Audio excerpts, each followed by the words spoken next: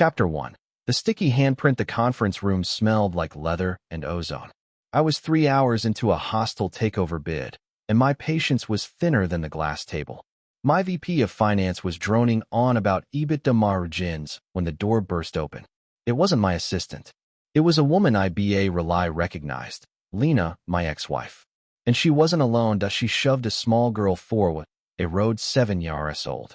Skinny. Wearing a too-big coat that looked like it came from a donation bin. The kid stumbled, caught herself, and looked up at me with eyes that were too old for her face. Ethan, Lena said, her voice sharp and reeking of cheap vodka. I'm done. I can't do this anymore. She's your problem now. I didn't look at her. I looked at the kid. She had a smudge of jelly on her cheek and a sticky hand. She reached out, put that sticky hand right on the shoulder of my Brioni suit, and left a perfect, greasy print. Mr. Sterling, my VP's de route. Perhaps we should... Quiet, I said. I looked at Lena. You're done. What does that mean? It means I'm leaving. For Ibiza. Or maybe Prague. I don't know. But I'm not taking her. She asks for you every night. Where's Daddy? Why doesn't Daddy visit? Pathetic. Lena dug in her purse, pulled out a crumpled pack of cigarettes. So here she is. Deal with it. The kid didn't cry. She just stood there. STA ring at the jelly SMEA are on my suit. Then she looked up at me. Her voice was small, but clear. Will you be my dad? The room went dead silent. My VP choked on his coffee. Lena laughed. Aha, RSH, grating sound. See, she's got jokes. Or maybe she's just lonely. Whatever. She's your tax deduction now. I looked at the kid.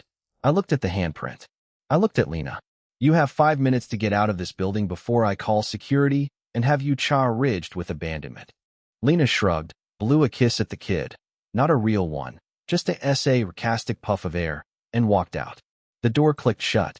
The kid and I were alone. She was still looking at the jelly SMEA. I pulled a handkerchief from my pocket. I wiped the grease off my suit. I didn't offer it to her. I looked down at her. What's your name? Sophie. She said, Sophie. I repeated. I'm not your dad. I'm your biological progenitor. There's a difference.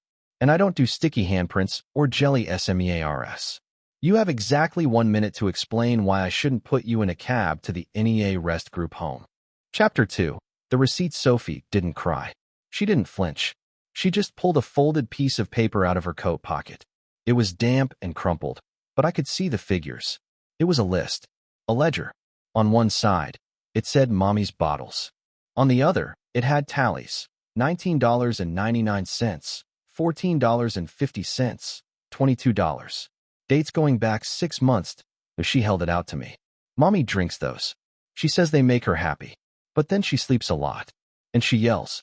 I used your credit card, the one she keeps in her wallet. I bought food. Eggs. Bread. Milk. I wrote it down so you wouldn't be mad. I took the paper. My credit card. The one I'd canceled 3 years ago when I found out Lena was using it to fund her BAR tabs. She'd kept it. And this 7-year-old had been using it to buy groceries. While I was closing a deal for a $200 million acquisition, my daughter was budgeting for eggs. My VP, who'd been hovering by the door, Clea read his throat. Mr. Sterling, the BOA RD is waiting. Tell the BOA RD to wait, I said. I looked at Sophie. You bought food with my CARD, she nodded. The lady at the store yelled once. But then I showed her the CARD, and she let me. She said I was a good girl for taking CARD of Mommy. But I ran out of money 2 days ago. That's why Mommy was so mad today. I looked at the list again. The math was rudimentary, but it was accurate.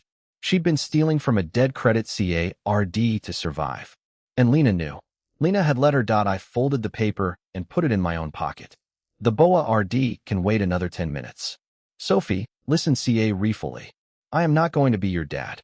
I don't do bedtime stories or school plays. But I do pay my debts. And if you've been using my money to buy food, then you've been providing a service. A very inefficient one, but a service nonetheless. I walked to the intercom. MARGA read. Clea are my schedule for the next hour. And get Child Protective Services on the line.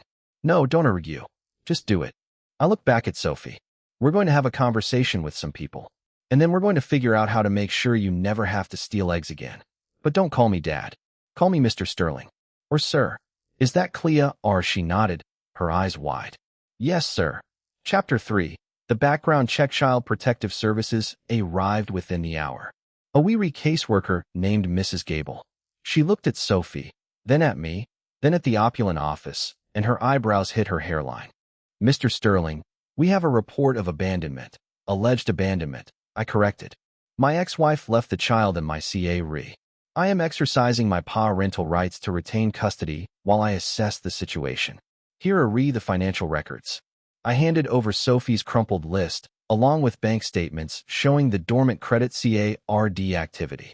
As you can see, the child has been managing household expenses for the past 6 months. Poorly, but consistently. Mrs. Gable looked at the list. Her expression softened slightly as she read the entries for milk and bread. She looked at Sophie. Honey, is this true? Did you buy these things? Sophie nodded. Mommy was sleepy. I had to. Mrs. Gable sighed. Mr. Sterling, this is highly irregular. Normally, we'd place the child in foster CA pending an investigation. But given your resources and the fact that the mother voluntarily relinquished custody, we can arrange for temporary guardianship. However, you'll need to provide a suitable home environment. A hotel suite won't suffice. And you'll need a nanny. Someone vetted. Not just a secretary. I've already contacted an agency, I said. They're sending over 3 candidates this afternoon. I've also instructed my real estate team to prepare the guest house on my property. It's been vacant. It'll be cleaned and furnished by tonight. Mrs. Gable looked impressed despite herself. You move fast, Mr. Sterling. I don't move fast, I said. I move efficiently, and I don't like loose ends. Sophie is a loose end that just became a line item. I intend to manage her until she's no longer a liability. Is that acceptable? Mrs. Gable hesitated. She looked at Sophie, who was sitting quietly, swinging her legs. It's acceptable for now, but I'll be checking in, Mr. Sterling. Regular RLY. And Sophie, honey, if you need anything, I need eggs, Sophie said softly. And a pencil. Mine broke. Mrs. Gable's eyes watered. She patted Sophie's head. I'll make sure you get both. She stood up. Mr. Sterling, I'll be in touch. And try not to be too efficient with her. She's a child, not a merger. After she left, I looked at Sophie. A pencil. Really, that's your priority, she shrugged. Can't write the list without a pencil. I buzzed MARGA read. Get her a dozen pencils. And a ledger. A proper one. And eggs. A dozen. Organic. Chapter 4. The nanny interviews. The nanny candidates arrived at 4 o'clock. 3 women, all impeccably dressed, all with glowing references. The first one, a Mississippi Pritchett Road, had a degree in EARLY childhood education and spoke 3 languages. She looked at Sophie like she was a particular RLY challenging math problem. Mr. Sterling, I believe in a structured environment. Regular are meal times, educational toys, and positive reinforcement. No sugary snacks, of course. I looked at Sophie. What do you think of Miss Pritchett? Sophie looked at her. She talks like my kindergarten teacher. I don't like kindergarten. Miss Pritchett Road frowned. I see. Well, discipline is also important. Next, I said. Mississippi Pritchett Road left, looking offended. The second candidate, a Mrs. Davenport, was grandmotherly and warm. She smiled a lot and offered Sophie a seal key. Oh, you're just a little doll. I'll bake you pies, dar, apple and cherry, and we'll sing songs. Sophie took the seal key but didn't eat it. She looked at me. She smells like the lady at the store. The one who yelled. I looked at Mrs. Davenport. You volunteer at the food bank on 4th Street, correct? She paled slightly. Why? Yes, Mr. Sterling. Did you yell at a child for attempting to purchase eggs with a credit CARD approximately 4 months ago? Mrs. Davenport's face crumpled. I might have been having a bad day. The lines were long, and she was so small, and the CARD was declined. Next, I said. Mrs. Davenport left in TRS that the third candidate was different. Her name was Elena. She was in her 40s, with calloused hands and a no-nonsense expression. She didn't smile. She didn't offer COO keys. She walked straight to Sophie and knelt down. How many eggs did you buy last time? Elena asked. That Sophie blinked. A dozen. But they broke. Mommy dropped the bag. Elena nodded. Right. So we need a padded CA ryer. And we need to check the expiration dates. And you need to Leah RN to CARRY with both hands, low to the ground. Center of gravity. She stood up and looked at me. The guest house is drafty. Needs new insulation. The mattress is too soft, bad for her back. And she needs a desk. Not a table. A desk. With a lamp. And more than a dozen pencils. She'll go through them. I looked at Elena. Then at Sophie, who was STA ring at Elena with something like awe. You'll check the expiration dates, every time, Elena said. And I'll teach you to seal okay. Not just eggs. Soups. Stews. Things that last. And I'll teach you to balance a ledger properly. That list of yours is a mess. No categories. No totals. I stood up. You're hired. START tomorrow. 6 a.m. I want a full inventory of the guest house by noon. And Elena, no singing. No pies. Just competence. Elena nodded. Competence I can do. Singing, I can't. And Mr. Sterling. She's not a line item. She's a person. Treat her like one, or I'll quit. I STA read at her. No one spoke to me like that. But I didn't fire her. 6 a.m., I repeated. Don't be late. Chapter 5. The grocery store the next morning, I was in the guest house by 7. Elena was already there, scrubbing the kitchen counters. Sophie was sitting at a small desk, delivered at 5 a.m., writing in a new ledger. She had a box of pencils and a Shah-Repeated, Mr. Sterling. Elena said, not looking up. The insulation's ordered. Mattress is firmer. Desk is acceptable. Now, we need to go to the store. Store? I asked. Grocery store, Elena said. Sophie needs to Leah RN to shop. Properly. Not just grab eggs because they're on sale. We need to compare reprices, check weights, and understand unit costs. And she needs to pick out her own food. Builds autonomy. I sighed. This was not how I'd planned to spend my morning. I had a BOA RD meeting at 9. But I looked at Sophie. She was watching me, her pencil poised. I thought about the jelly SMEAR. The credit CARD list.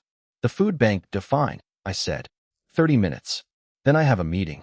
The grocery store was a sensory assault. Bright lights, screaming children, and the smell of overripe fruit. Sophie walked between Elena and me, her eyes wide. Elena handed her a small notepad and a pencil. Write down what we need. START with the basics. Flour. Sugar or salt. Butter. Eggs. Milk. Bread. Then we'll look at proteins. Chicken. Beans. Rice. Sophie wrote diligently. She read prices on the eggs. These are $3.99. These are $2.79. But the $2.79 one's a small. Correct, Elena said. So what's the better value? Sophie did the math in her head. The $3.99 ones. They're bigger. More egg for the money. I watched her. She was RP, faster than my analysts. I picked up a basket. We're not buying just eggs. We're buying for a week. Elena, what's the menu? Breakfast, oatmeal, eggs, toast. Lunch, sandwiches, soup. Dinner, chicken stir-fry, bean chili, rice bowls. Snacks, fruit, yogurt, nuts. It's about $150 for the week, including staples. I nodded. ISTA route tossing items into the basket. Flour. Sugar. A 5-pound bag of rice. I didn't look at the prices. I just bought the best. Organic. Free range. I didn't see about the cost. I read about the efficiency. A well-fed child was a more efficient child. Less likely to get sick. Less likely to be a distraction. At the checkout, the total was $247.63. The cashier, a bored teenager, STA route scanning. Sophie watched every item, her lips moving as she added the prices in her head. When the total came up, she looked at me. You paid $47.63 too much. I raised an eyebrow. Explain. You bought the organic eggs, $5.99 versus $3.99. The grass-fed butter, $7.99 versus $4.99. And the artisan bread, $6.99 versus $3.49. That's $7 more on eggs, $3 more on butter, and $3.50 more on bread. Plus tax, $47.63. The cashier stopped scanning. He STA read at Sophie. Elena smiled, a real smile. I looked at Sophie. Efficiency isn't just about buying the cheapest option. It's about buying the best value. Sometimes, That costs more upfront. But it saves money in the long run. Healthier food, fewer doctor visits. Understand. She nodded slowly. So, you're investing in me. I'm optimizing an asset. I corrected. But I was impressed. Elena, add financial modeling to her curriculum. She has a natural aptitude. As we walked out, bags in hand, Sophie looked up at me. Mr. Sterling, can I have one of the pencils, the ones from the store? With the logo. I looked at the promotional pencil the cashier had handed her with the receipt. It had the store's name on it. Why? So I can remember today, she said. The day I read about value. I took the pencil from her and snapped it in half. She gasped. I handed her the 2 pieces. Remember this instead. Value isn't in the logo. It's in the lead. And don't forget the cost of breaking it. She looked at the broken pencil, then at me. She understood. Yes, sir. Chapter 6. The school transfer. Sophie's school was a public elementary 3 blocks from the guest house. I drove past it once. It looked like a prison. Chain-link fences, graffiti on the walls, and a playground that consisted of a rusted swing set. Elena confirmed my suspicions. It's underfunded. Overcrowded. Teacher-to-student ratio is 1:30. She's not running anything there except how to dodge bullies. I didn't argue. I called the admissions office of the Whitmore Academy, a private school on the other side of town. It cost $45,000 a year. The admissions director, a woman named Mrs. Finch, was skeptical. Mr. Sterling, we have a waiting list. And we typically require entrance exams and interviews months in advance. And we need to meet with the mother. The mother is unavailable, I said. Permanently. I am the sole guardian. Sophie is 7. She can read at a 5th grade level and do mental math faster than your accountant. Send over the application. I'll have it filled out by noon. And Mrs. Finch, don't make me wait. My time is expensive. By noon, the application was submitted. By 3, I had a call back. Mr. Sterling, this is unprecedented. But her academic assessment scores a remarkable. However, we do have a concern. Whitmore is a school for families with a certain social standing.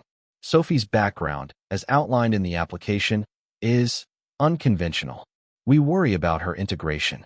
I leaned back in my chair. Mrs. Finch, Whitmore's social standing is built on the tuition fees I'm about to wire into your account. Sophie's integration will be measured by her GPA, not her ability to name drop at tea parties. If you have a problem with her background, I'll buy the school and rename it Sophie's Academy. Your choice. Silence. Then, we'd be delighted to have her, Mr. Sterling. When can she start? Monday, I said. And I'll be attending the orientation. Alone. I don't want a welcoming committee. I want a classroom, a desk, and a syllabus. And Mrs. Finch, make sure the cafeteria serves organic eggs. Or I'll have my own chef on site. Orientation was a surreal experience. I sat in a tiny chair in a classroom full of 5-year-olds and their anxious parents. Mrs. Finch introduced me as Mr. Sterling, Sophie's father. The parents whispered. They knew my name. They knew my net worth. They looked at Sophie, still in her too big coat, now cleaned, with a mixture of curiosity and envy. Sophie didn't notice. She was looking at the alphabet chart on the wall. She pointed to the letter Q. That's wrong, she whispered to me. It says Qua-Rooter. It should say Queen. Qua-Rooters a money. Queen's a important. I looked at the chart. She was right. It was a minor error, but an error nonetheless. I raised my hand. Mrs. Finch, the alphabet chart is inaccurate. Q should represent Queen, not Qua-Rooter. It's a matter of prioritization. Teach value first, currency second. Mrs. Finch blushed. Of course, Mr. Sterling. We'll have it corrected immediately. After Rue Road, as we walked to the car, Sophie looked up at me. You fixed it. I fixed the chart, I said. I didn't fix you. You were already right. Remember that. Accuracy is more important than consensus. And don't let anyone tell you otherwise. Not even a teacher with a fancy degree. She nodded. Yes, sir.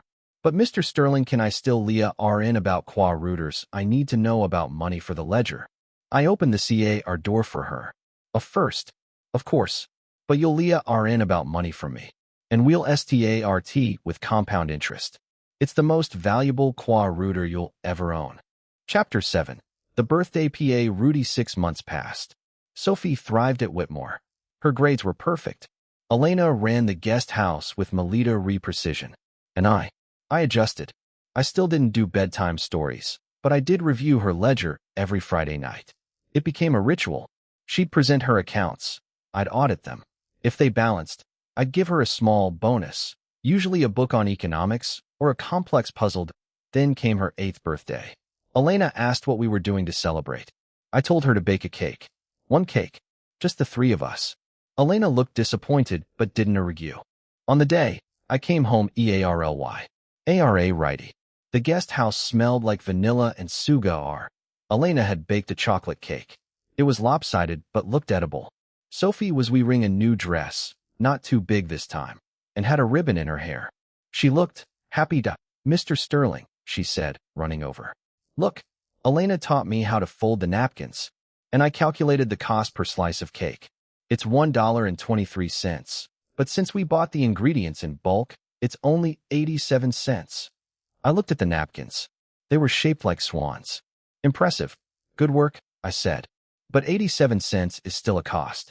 We need to factor in the electricity for the oven and the water for the dishes. True cost is closer to $1.05. She pouted, but then nodded. Right. Overhead. I forgot. We ate the cake. It was too sweet, but the chocolate was high quality. As we finished, the doorbell rang. Elena went to answer it. She came back looking confused. Mr. Sterling, it's Lena. Lena, my ex-wife. She looked different. Sober. Her hair was combed, and she was wearing a clean coat.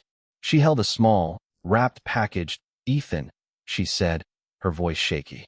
It was Sophie's birthday. I wanted to see her, and to give her this. She held out the package. It was a doll. A cheap, plastic doll. Sophie looked at the doll, then at Lena. She didn't move. Mommy, Lena's eyes filled with tears. Hi, baby. Happy birthday. I'm sorry. For everything. Can I come in? I stepped in front of Sophie. No. Lena looked at me, pleading. Ethan, please. I've been in rehab. 6 months. I'm clean. I want to be a part of her life. I want to be a mother to her. I looked at the doll. I looked at Sophie. I looked at Lena. You had 6 months to be a mother. You chose vodka. You chose Ibiza. You chose to leave her with a dead credit card and a list of grocery prices. You don't get to walk in on her birthday and play the hero. Not after what you put her through. Lena sta root crying. I know. I was selfish. I'm trying to fix it. Give me a chance. I shook my head. Chances are rened, Lena. Not given. Sophie has a life now. A structured life. A life with value. You're a liability. A disruption. And I don't allow disruptions. I turned to Sophie. Sophie, do you want to see your mother? Sophie looked at Lena. She looked at the doll. She looked at the half-eaten cake. Then she looked at me. No, sir. I want to finish calculating the overhead for the cake. And I want to leah in about compound interest. Mommy can. Mommy can send a card next year. If she remembers. Lena sobbed. She dropped the doll and ran. Elena picked it up, her face grim. I looked at Sophie. She was already pulling out her ledger, her pencil poised. She hadn't even watched Lena leave. Mr. Sterling, she asked. Is $1.05 the final overhead, or do we include the cost of the napkins? I felt a strange tightness in my chest. I pushed it down. Include the napkins. And the ribbon in your hair. Total overhead is $1.32. Now, about compound interest, Chapter 8. The shareholder meeting a year later. Sophie was 9. She was no longer skinny. She was strong, confident, and her math skills were terrifying. She'd sta root a small business, selling hand-folded napkins to the neighbors. Elena helped her, but Sophie managed the books. She was clearing $50 a month in profit. I was preparing for the annual shareholder meeting. It was a big one. We were announcing a merger that would double the company's value. I was in the guest house, reviewing the presentation, when Sophie walked in. She didn't knock. She never did anymore. Mr. Sterling, she said. I've finished the Q3 projections for my napkin business. I've also analyzed the proposed merger. There's a flaw in slide 14. I looked up from my notes. A flaw, explained. She walked to the desk and pointed at the slide on my monitor. You're projecting a 15% synergy gain from combining the logistics networks. But you haven't accounted for the increased fuel costs in the Midwest sector. The new routes add 300 miles per delivery. At current diesel prices, that negates the synergy. Actual gain is closer to 4%. You're overvaluing the merger by $120 million. ISTA read at her. She was right. My analysts had missed it. I'd missed it. The Midwest fuel surcharge RGE was a variable I'd deemed negligible. She'd factored it in. How did you know about the fuel costs? I read the quarterly report for the logistics company, she said. Page 42, footnote 7. It outlines the regional surcharge ridges. And I checked the average mileage for the new routes using Google Maps. Simple math. I leaned back. Simple math. Right. I looked at her ledger, sitting on the corner of the desk. It was immaculate. Every expense, every income, every projection. Sophie, what would you say if I told you I wanted you to sit in on the shareholder meeting tomorrow? Not as a guest, as a consultant. Her eyes widened. Then she frowned. I have a math test tomorrow, Mr. Sterling. On fractions. Elena says fractions, foundational. I can't miss it. I almost smiled. Almost. Reschedule the test. This is more important. If you can spot a $120 million error at 9, you can spot a $1 billion or 1 at 30. I need you there. She thought about it. Will there be eggs at the meeting? Elena says protein is important for cognitive function. I buzzed RGA read. Ensure there are organic scrambled eggs at the shareholder breakfast. And a side of bacon. Crispy. I look back at Sophie. Eggs are reconfirmed. Now, go get your ledger. We have a merger to reevaluate. The next morning, Sophie sat beside me at the head of the table. The BOA RD members STA read. The CEO of the merging company looked confused. I introduced her as Sophie Sterling, junior analyst. No one laughed. They'd seen the revised projections I'd circulated that morning, with a footnote crediting SS for the correction. When the CEO STA wrote his presentation, he got to slide 14. He touted the 15% synergy. Sophie raised her hand. Politely. Excuse me, Mr. Henderson. Your calculation is incorrect. You've omitted the Midwest fuel surcharge RGE. The actual synergy is 4%. I've attached a revised breakdown to the BOA RD packets. The room went silent.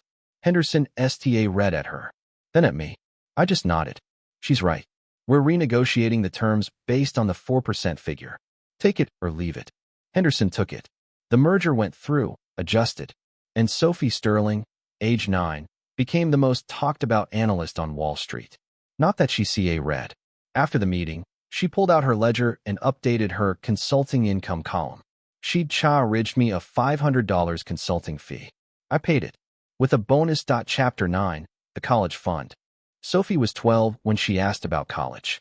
Not if she'd go, but where and how much. We were reviewing her investment portfolio. Yes, she had one. And she pointed to the education savings lined up. Mr. Sterling, she said, this is allocated for Whitmore through grade 12. But it doesn't account for a 4-year our university. Based on current inflation and projected tuition increases, I'll need approximately $450,000 by age 18. Currently, we're tracking at $280,000. Gap, $170,000. How do we close it? I looked at her. She was no longer a little girl.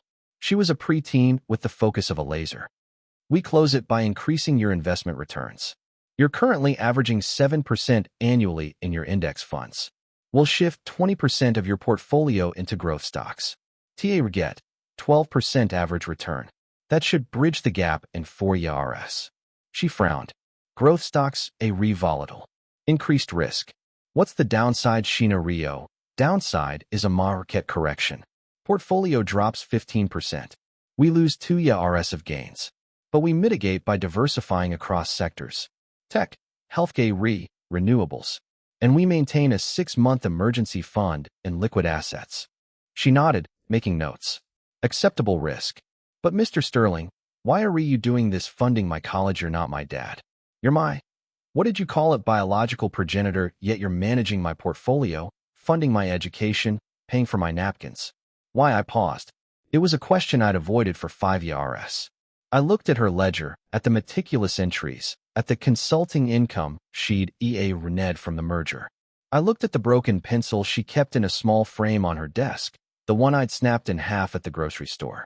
Because you're efficient, I said finally. You're accurate. You see value where others see cost. You don't ask for pity. You ask for pencils and eggs. And you use them. In this world, Sophie, most people are liabilities. You're an asset. ARA Re1. And I invest in assets that appreciate. It's not personal. It's economics. She was quiet for a long moment. Then she looked up. Is that why you snapped the pencil to show me that value is in the lead, not the logo, PARTLY, I said. But mostly, I snapped it because I was annoyed.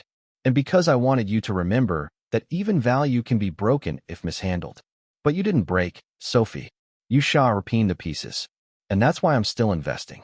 She nodded slowly. So, I'm your most appreciating asset, currently, I said. But don't get complacent.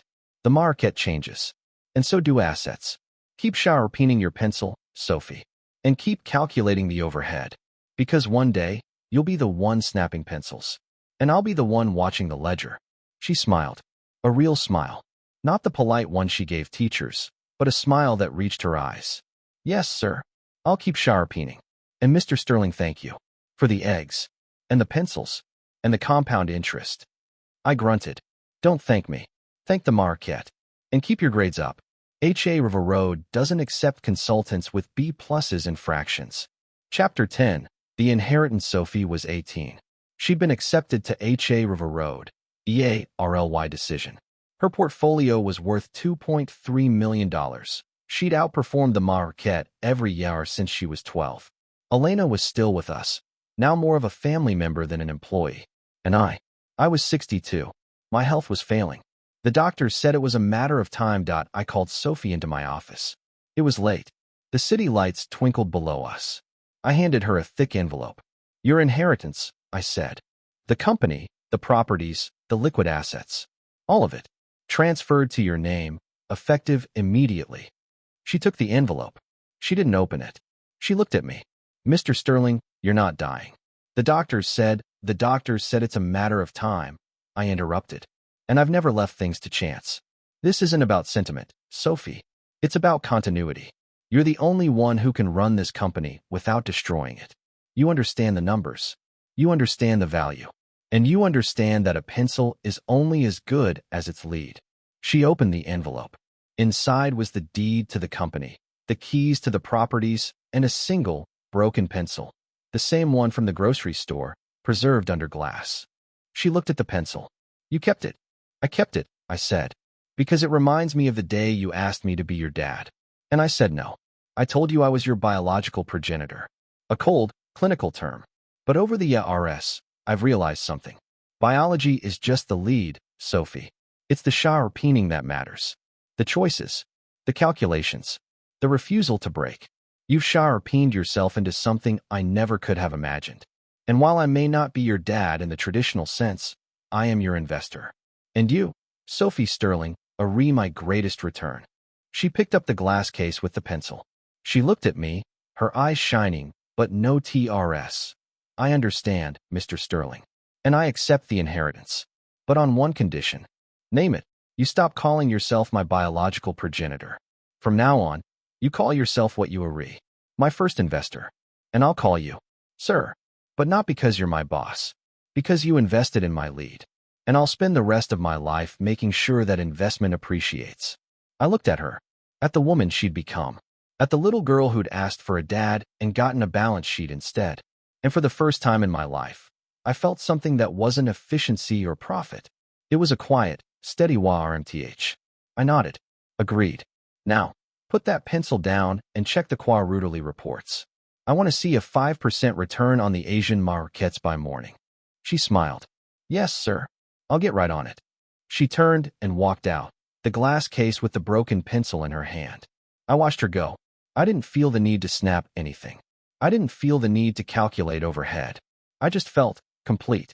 The ledger was balanced. The investment had matured. And the little girl who'd asked for a dad had finally gotten what she needed. Not a father, a future. And as I closed my eyes, I heard the faint sound of a pencil scratching on paper. Her pencil. And it was the sound of legacy.